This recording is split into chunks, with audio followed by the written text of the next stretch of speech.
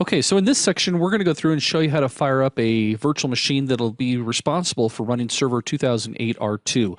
Now, you're going to see a lot of similarities during the installation process, especially across Windows platforms. The configuration of them, though, does take a little bit of time to get used to, but let's go ahead and jump back into our Hyper-V server. So here you can see we've got the Server 2012 box up and running. That's cool. We're going to go through and fire up a new one. We're going to select a new virtual machine. Here comes our 4-hour wizard again. I'm going to hit next. I'm going to type in here EH-server 2008 R2. It says, where do you want to store this machine? Again, we're going to change it to our location where we have our CEH project folder. And I have a subdirectory here called VMs. There's the Server 2012 box. We're going to put it inside of this folder. And it should make a subfolder for me that represents that server. We'll hit next. I'm going to go ahead and take the default here, Gen 1, and we can go through and put in as much memory as you want to utilize. But again, these machines are just used for testing. Technically, Microsoft says that their server will run on 512K of memory. Wow, that was a mistake, wasn't it? 512 meg. It was Bill Gates who said we didn't need more than 512K, or actually it was 640K. Anyway, yeah, you can run a server on 512 megs of memory, but it's not a pretty picture. It can be done, but you're not going to be happy. So for this particular environment, I'm just going to fire this up with 2 gigs of memory. Now, obviously, again, in a production environment, you wouldn't have something that low typically. I'm going to hit next, asking me which network I want to hook into. We'll go into the hacking network, hit next, and it says, what's the name of this hard drive that represents this machine? Well, it gave it the name of the computer that I'm firing up. It also says that it'll create a subdirectory for me named after that computer with a subdirectory of virtual hard disk, and that's where it'll place it. The default of 127 gigs. Again, just remember that this is saying that the virtual machine itself will see that it has 127 gigs, but the file will only take up as much hard drive space as there's actually information inside the virtual machine. So it's kind of interesting. You can actually, we call this thin provisioning, and you could actually end up over allocating by accident, meaning that, you know, I go through here and put in here that's equal to 64 terabytes. But if I only got 3 gigs available on my hard drive, the physical drive runs out of space, but the virtual machine thinks it still has a ton left over. But I'm just going to go ahead and take the defaults here because we're not going to even get close to the 127 gigs, but I really don't care because, again, it's dynamically expanding. I'm going to hit next, and I'm going to install this from a CD. Well, I should say an ISO, emulate a CD. We're going to mount an ISO as a CD or DVD drive. I'm going to go ahead and hit Browse, and we're going to find our Server 2008 trial ISO. And I'm going to hit Next. I get my summary screen, and then I'm going to hit Finished. So you can see I've got the machine now. Let's go ahead and fire this bad boy up. We'll connect up to it first, and then we'll go ahead under Actions and select to start it.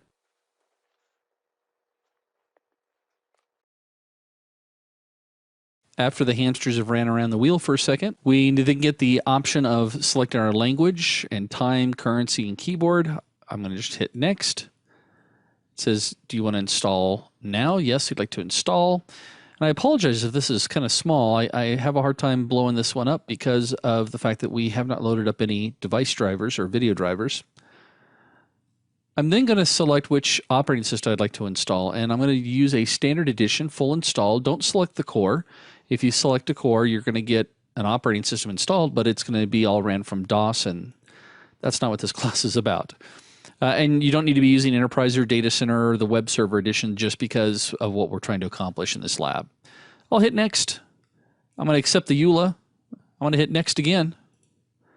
I'm going to make sure that I hit, again, a custom install. Again, you can do a upgrade. If you do an upgrade, it just tells you that there's nothing there, so you can't do anything there. So we're going to hit Closed. We do an install again. Again, we'll hit the full edition, accept the EULA. And I don't know why they have this as a default, but just get in the habit of hitting custom. It picks up the hard drive. Look, see, it thinks it's 127 gigs. We'll hit Next, and we're going to let this go through and copy the files over and do the installation.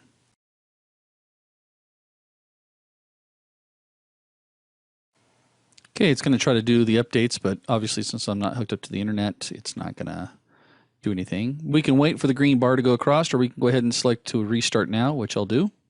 Again, don't press any key, otherwise you'll boot from DVD, and again, you'll end up reinstalling. We don't want to do that. Helping to build up the registry now. It's going to come back to the setup screen. And it's going to go through one more reboot, and during that it'll do a HAL detection or a plug and play detection.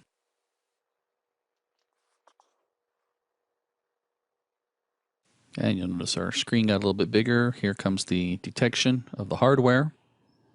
Okay, so the first time in, it tells me that I have to set up a password, that it'll be an administrative password for the local machine. So I'm going to hit OK.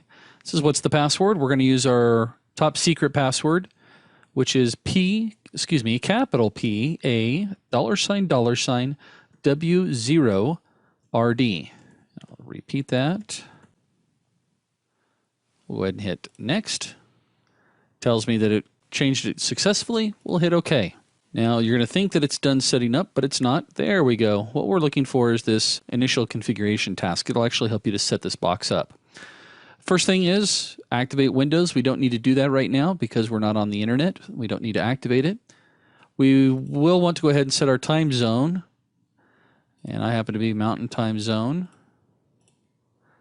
Hit OK.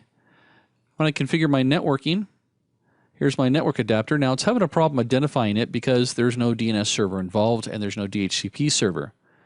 So I'm going to just go to the properties for this network adapter, go into the IPv4 connection setting, and I'm going to change this to be a static IP address. And if you remember from the first server, we were using the 192. Oops, got to make sure that numlock is on.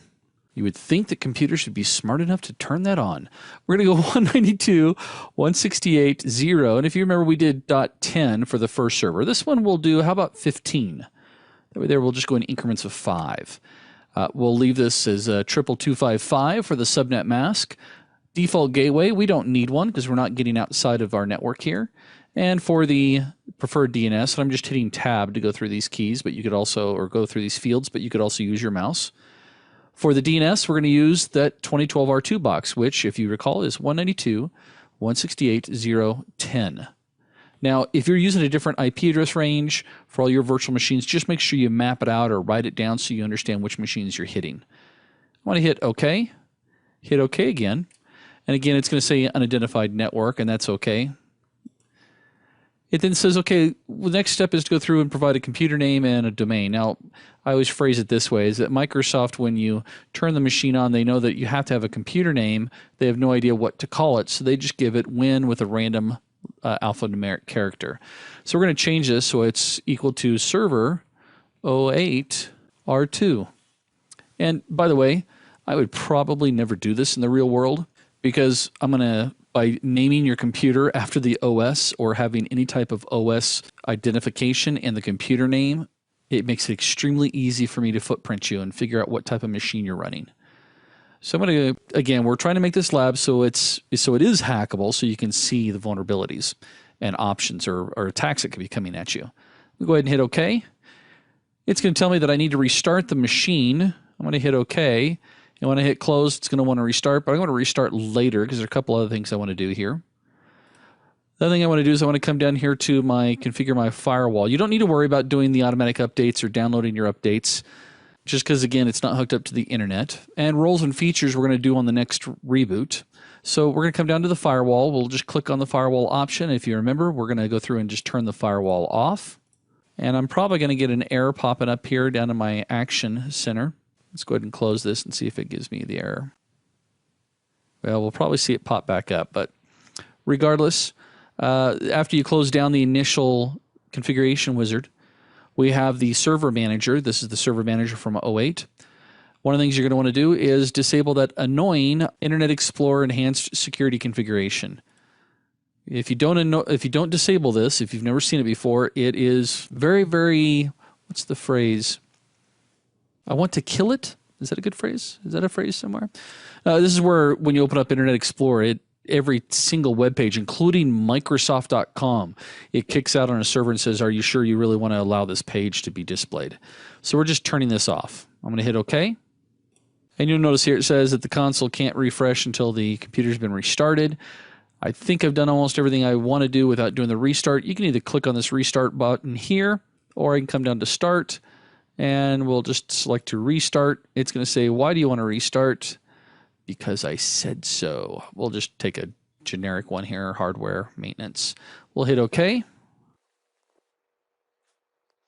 Again, we don't want to hit any key when that reboots. In fact, what you can do after you've installed, you can come into the media section and select that you want to eject the ISO, and then you won't see that pop up anymore. Okay, we're going to go ahead and log back in under our actions, throw Control-Delete, log in as our administrator using our password.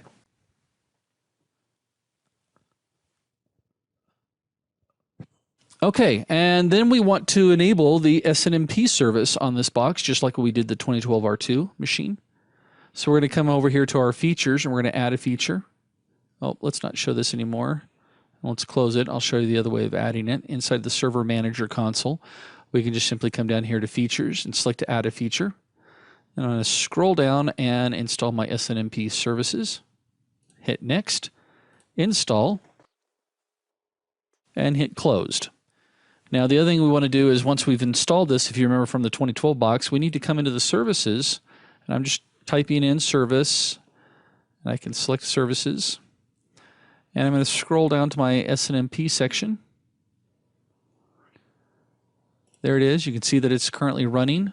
If you'll remember, we go into Properties, Security, and we're going to add a community string, or we're going to accept a community name, and that community name will have read access to this box, and the name will be public. And we're also going to change it so that we accept SNMP packets from any host. We hit OK, and we hit OK again.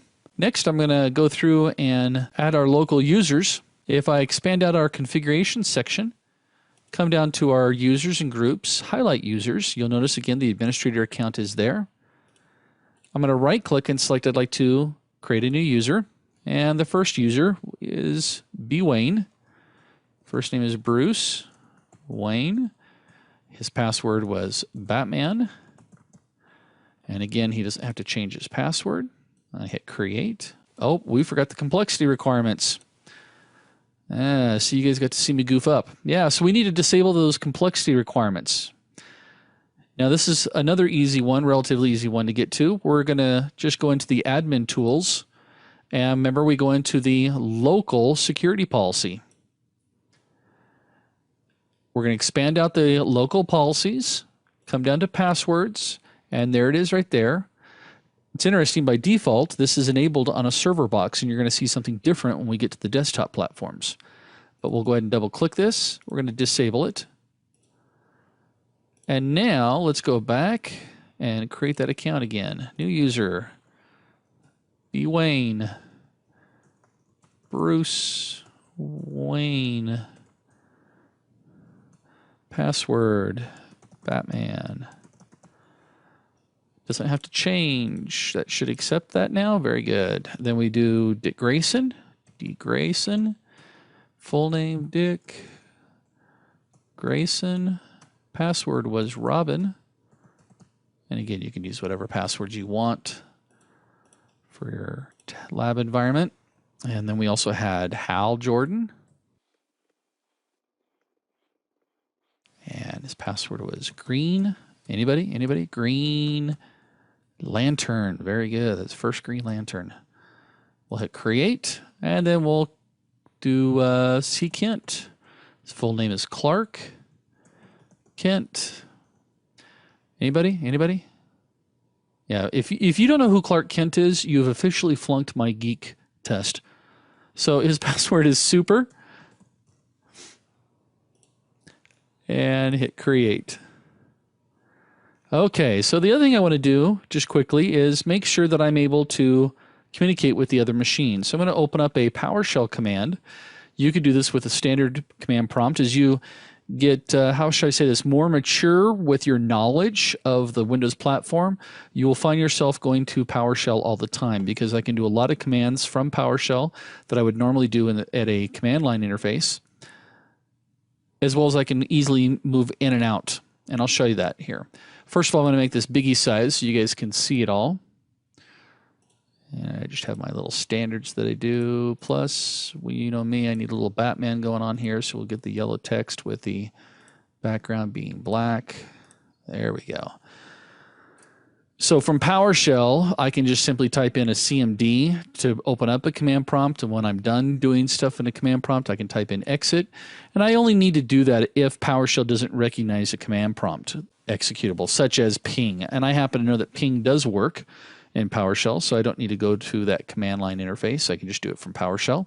And we'll type in 192.168.0.10. Hey, we can hit that box. So we'll just type in, actually, I'm not going to exit that. I'm going to just clear that out, and we'll minimize that. We'll also go through quickly and just make sure, for example, the screensaver is turned off. It should be on a server. We'll just type in screen, and we should see screensaver. Yep, it's turned off.